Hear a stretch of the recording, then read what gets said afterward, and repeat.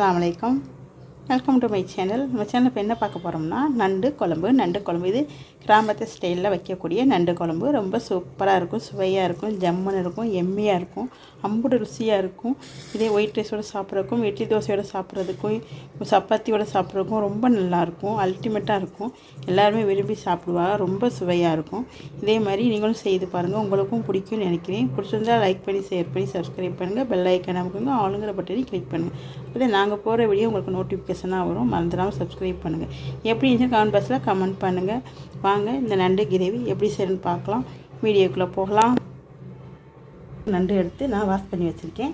வாங்க எப்படி செய்யணும்னு பார்க்கலாம். ஒன்று ஒன்றா சொல்கிறேன். இப்போ அடுப்பில் ஒரு சட்டி எடுத்து வச்சுருக்கேன். அதில் தேவையான அளவு எண்ணெய் சேர்த்துக்கலாம்.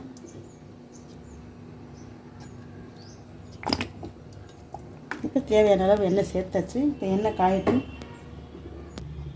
இப்போ எண்ணெய் நல்லா காஞ்சிச்சு. இப்போ எண்ணெய் காஞ்சதில் அரை ஸ்பூன் சோம்பு சேர்த்துக்கலாம். அரை ஸ்பூன் சோம்பு சேர்த்து நல்லா பொரியட்டும். இப்போ சோம்பு சேர்த்துருக்கோம், நல்லா பொரியுது. சோம்பு நல்லா பொரியட்டும். நீங்கள் சின்ன வெங்காயம் சேர்த்துக்கிட்டால் 1.5 கப்பு சேர்த்துக்கோங்க. சின்ன வெங்காயம் 1.5 கப்பு சேர்த்துக்கோங்க. சின்ன வெங்காயம் இல்லைன்னா பெரிய வெங்காயத்தில் பெரிய சைஸ் வெங்காயமும் 3 வெங்காயம் சேர்த்துக்கோங்க. இப்போ நான் சின்ன வெங்காயம் இல்லை, நான் பெரிய வெங்காயம் தான் சேர்த்துக்கிற போகிறேன். இப்போ சோம்பு நல்லா பொரிஞ்சிருச்சு. இப்போ வெங்காயத்தை சேர்த்துக்கிறேன். பெரிய சைஸ் வெங்காயமாக ஒரு 3 வெங்காயம் எடுத்து வச்சுருக்கேன், அதைத்தான் சேர்த்துக்கிறேன். இப்போ இந்த வெங்காயத்தை சேர்த்து நல்லா வதக்கிக்கிறேன். இந்த வெங்காயம் நல்லா வதங்கணும், அப்போ தான் அந்த நண்டு கிரேவி ரொம்ப சூப்பராக இருக்கும். இது கிராமத்து ஸ்டைலில் வைக்கக்கூடிய நண்டு கிரேவி. இது குழம்பு மாதிரியும் வச்சுக்கலாம், கிரேவியாகவும் சாப்பிட்டுக்கலாம். தண்ணி கொஞ்சம் லிக்காக சேர்த்துக்கிட்டோம்னா குழம்பாகவும் வச்சு சாப்பிட்டுக்கலாம், அதே நேரத்தில் கிரேவியாகவும் சாப்பிட்டுக்கலாம். இது ஒயிட் ரைஸோட சாப்பிட்றதுக்கும் சரி, இட்லி தோசையோட சப்பாத்தி கூட சாப்பிட்றதுக்கும் இந்த நண்டு கிரேவி ரொம்ப அருமையாக இருக்கும், ஜம்முன்னு இருக்கும், அவ்வளோ சுவையாக இருக்கும். இப்போ இங்கே நல்லா வெங்காயம் நல்லா வதங்கணும். நல்லா வதங்கட்டும். இந்த வெங்காயம் நல்லா வதங்கட்டும். அதுக்கடியில் ஒரு மசாலா அரைக்கணும். அந்த மசாலா அரைச்சி போவாங்க. இப்போ இந்த மசாலா பேஸ்ட் அரைக்கிறதுக்காக நான் ஒரு அரை மூடி தேங்காய் இருக்குது திருகி இதை மிக்ஸி ஜாரில் வச்சுருக்கேன். அரை மூடி தேங்காய் வச்சுருக்கேன். நீங்கள் குவாலிட்டிக்கு தக்கன சேர்த்துக்கங்க. நான் 1 கிலோ நண்டு எடுத்திருக்கேன். இதில் 1 ஸ்பூன் சோம்பு, 1 ஸ்பூன் ஜீரகம், 1 ஸ்பூன் மிளகு, இது 3ஐயும் சேர்த்துக்கிடுவோம். இதை சேர்த்துக்கிட்டு வாங்க அரைச்சிட்டு வந்து பார்க்கலாம். கொஞ்சம் கொஞ்சமாக தண்ணி விட்டு அரைச்சிட்டு வந்து பார்க்கலாம். இப்போ பாருங்கள் வெங்காயம் நல்லா வதங்கிடுச்சு, கோல்டன் ப்ரௌனாக வதங்கிடுச்சு. இப்போ இதில் நான் தக்காளி நறுக்கி வச்சுருக்கேன். பெரிய சைஸ் தக்காளி அப்படியே ஒரு 3 தக்காளி நறுக்கி வச்சுருக்கேன். இந்த 3 தக்காளியும் சேர்த்துக்கலாம். இதையும் நல்லா சேர்த்து நல்லா வதக்கிக்கலாம். தக்காளி நல்லா குழைவாக வதங்கணும், அப்போ தான் நல்லாயிருக்கும். தக்காளி நல்லா குழைவாக வதங்கட்டும். கொத்தி சேர்க்கலான்னா கூட இதோட சேர்த்துக்கலாம். நல்லா வதங்கும். இப்போ தக்காளி நல்லா வதங்கட்டும். இப்போ வெங்காயம் தக்காளி நல்லா வதங்கிக்கிட்டு இப்போ இதில் பெரிய ஸ்பூனால் 1 ஸ்பூன் இஞ்சி பூண்டு சேர்த்துக்கலாம். இப்போ இந்த பெரிய ஸ்பூனால் 1 ஸ்பூன் இஞ்சி பூண்டு சேர்த்து இதையும் நல்லா வதக்கிக்கலாம். இதையும் ராஸ்மல் போகிற வரையும் நல்லா வதக்கிக்கலாம். சிம்மில் தான் வச்சுருக்கேன், லோ ஃப்ளேமில் வச்சு தான் வதக்கிக்கிட்டு இருக்கேன். லோ ஃப்ளேம்லேயும் கூடவும் வச்சு வதக்குவோம், அப்போ தான் சரியாக வரும். இப்போ தக்காளி அப்போ தான் குலைவாகவும் நல்லா வதங்கி வரும். இப்போ ராஸ்மல் போகிற வரையும் நல்லா வதக்கிக்குவோம். இப்போ இதில் 1/2 ஸ்பூன் மஞ்சள்தூள், 1.5 ஸ்பூன் மிளகாய்த்தூள், 1.5 ஸ்பூன் மல்லித்தூள், இது 3 சேர்த்துக்கிறேன். உங்களுக்கு காரத்துக்கு தக்கன மிளகாத்தூள் சேர்த்துக்கோங்க. நான் காஷ்மீர் மிளகாத்தூள் சேர்க்கலை, சாதாரணமாக வீட்டில் இருக்கிற வர மிளகாத்தூள் தான் சேர்த்துருக்கேன். இது எல்லாத்தையும் சேர்த்து நல்லா வதக்கிக்கிறேன். இதையும் லோ ஃப்ளேமில் வச்சு நல்லா வதக்கிக்கிறலாம். இது நல்லா வதக்கிக்கிறலாம். இப்போ தொக்கு பதத்துக்கு வந்துருச்சு பாருங்கள், நல்லா தொக்கு பதத்தில் இருக்குது. இப்போ ஒரு 3 பச்சை மிளகாய் சேர்த்துக்கலாம். இது காரம் இல்லாத பச்சை மிளகாய் தான், ஆனால் பார்க்குறதுக்கும் நல்லாயிருக்கும். அந்த பச்சை மிளகாயோட அந்த ஃப்ளேவர் நல்லாயிருக்கும், அதனால தான் இந்த பச்சை மிளகாயை சேர்த்துக்கிறேன் நான். இப்போ ஒரு தொக்கு பதத்துக்கு வந்துடுச்சு.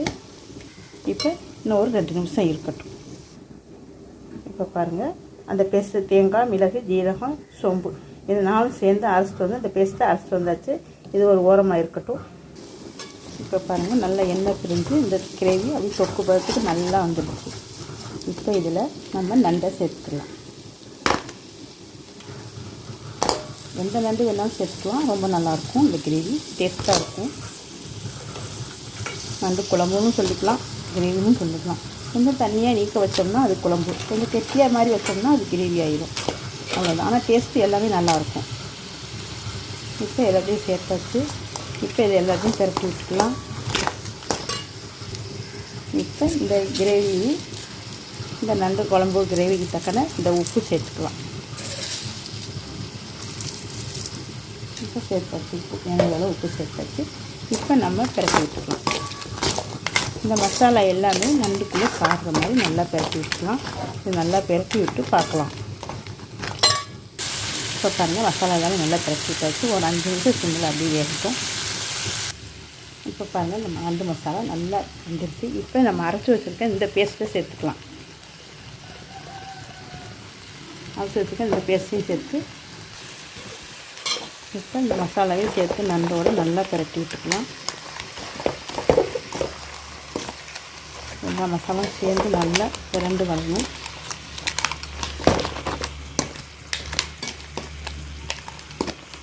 இப்போ இது எல்லாமே நல்லா பிரட்டி விட்டுருக்கோம். இப்போ பாருங்கள், நண்டு மசாலா எல்லாமே நல்லா பிரட்டி விட்டாச்சு. இப்போ நல்லா சுருட்டி நல்லா சுருள கிண்டியாச்சு. இப்போ இதில் இதுக்கு தேவையான அளவு தண்ணி சேர்த்துக்கணும். தேவையான அளவு தண்ணி சேர்த்தாச்சு.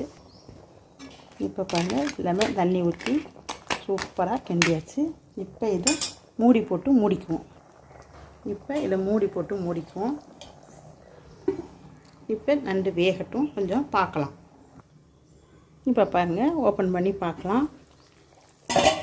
பாருங்கள், ரொம்ப சூப்பராக நண்டு குழம்பு இந்த கிரேவி ரொம்ப சூப்பராக வெந்துக்கிட்டு இருக்கு பாருங்கள். இப்போ நண்டு ரெடி ஆகிடுச்சு. ஜம்முன்னு இன்னும் ஒரு 2 நிமிஷம் இருந்தால் போதும்.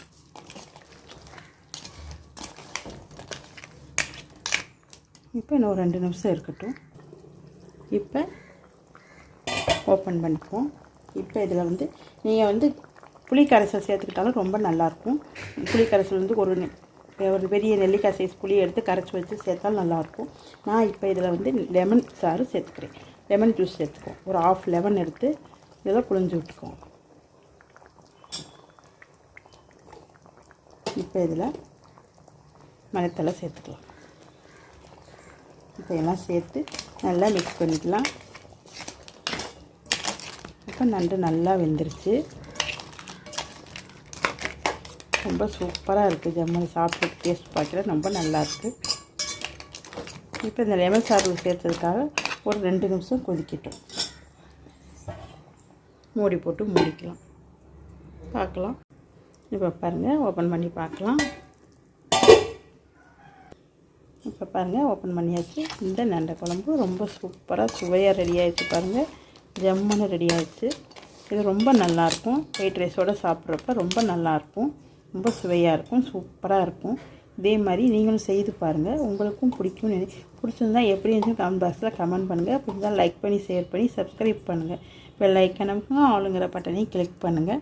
இதே மாதிரி சூப்பரான ஒரு இன்னொரு டிஷ்ஷில் சந்திக்கலாம். பாய்.